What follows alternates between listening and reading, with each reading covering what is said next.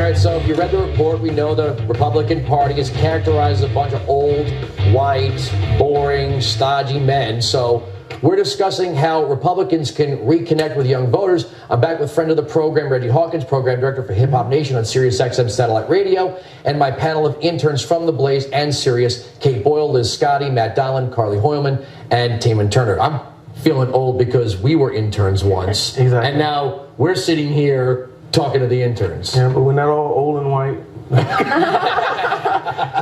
But You're just old.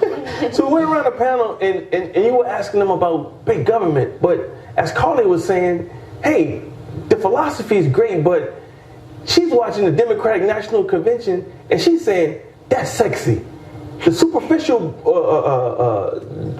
being of the Democrats is more, the president, whether you like him or not, you can say what you want to say, but he's cool.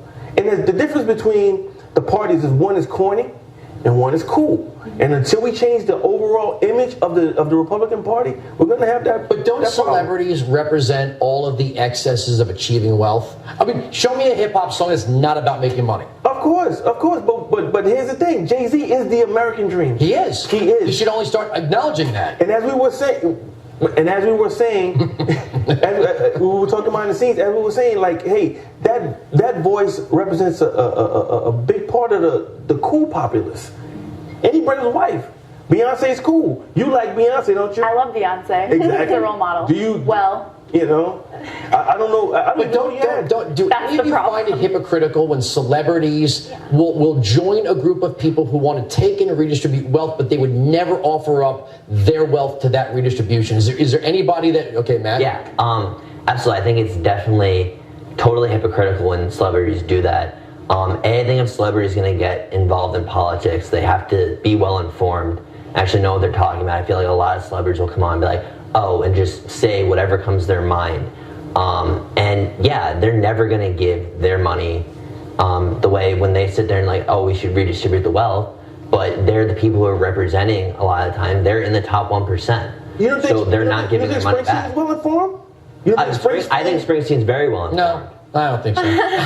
I don't, because I see him living contradictory to all of the working class values he promotes. When I see Al Gore flying in a private jet, I see that as hypocritical, but Al Gore was so youth focused. But that's the American dream. But not to take it from other people. No, the biggest example of it was the inauguration. You had President Obama talking down wealth, and you have celebrities being there who are very, very on the rich. red carpet, They're literally. extremely very rich. And this, I understand it's a party; it's supposed to be the thing. But you guys are extremely rich, but you guys don't want to. You guys talk about, you want us to give away our money, but you're not giving away your money. You know what I mean? It's hypocritical in a sense. It can't be hypocritical when you see certain celebrities like a Jay-Z, because I know we had the stickler points about Jay-Z last time we were talking about. But I respect his career. But here's the thing: these people come from the bottom of society, right? And they make it and government didn't get in their way because if government controlled music, those people wouldn't have made it. But a lot of those people in government, public assistance, they come from the Marcy projects. They come from the Martin Luther King drives of America, and they work their way up. That's what I see in the inclusion of the administration of President Obama. Do I agree with everything? No. But Liz, if in the 1930s the government set a policy that would have determined who would comprise the entertainment industry, people like Jay-Z might not have, a lot of things wouldn't have happened. Elvis, the Beatles, none of that stuff would have happened because the government would have set policy that recognized only music that was created in the 30s.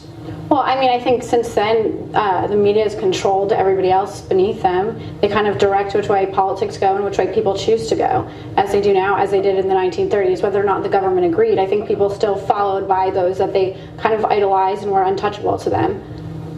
They are the same way now. Without pandering, and we talked about this, it would be corny if, like, all of a sudden the Republicans went looking for their, MCGOP or something. So how do Republicans? I mean, it's got to be organic, kind of like RG3. Rubio. It's got to be organic. Rubio's like you. Rubio talks hip hop. Come on, you know me. You talk hip hop on the side. Come on, because you know a little bit of hip hop. Yes, I do. Okay. I grew up here. Rubio is, when he talks about hip hop and pop culture, it feels authentic. So Kate has to be authentic. I personally don't see as much of a problem with the actual people representing the GOP as I do with the education that young people are getting. That's my problem. I don't think that, you know, we've tried to have Sarah Palin, we've tried to have women, we have Michelle Bachmann, we have obviously right now Marco Rubio, who's a very different face than what we've had before. But my generation doesn't seem to understand why the policies now aren't working. It's like, okay, I'm going to promise you this, I'm going to promise you this, but it's not delivering. And they're only looking at the short-term benefits they can be getting without the long-term consequences. I gotta leave it there. Thank you so much to my panel and my guest Reggie Hawkins. We're gonna talk some more, right? Yeah. That's what we'll do. We're right, they're wrong. From New York, I'm Andrew Wilkow. Good night.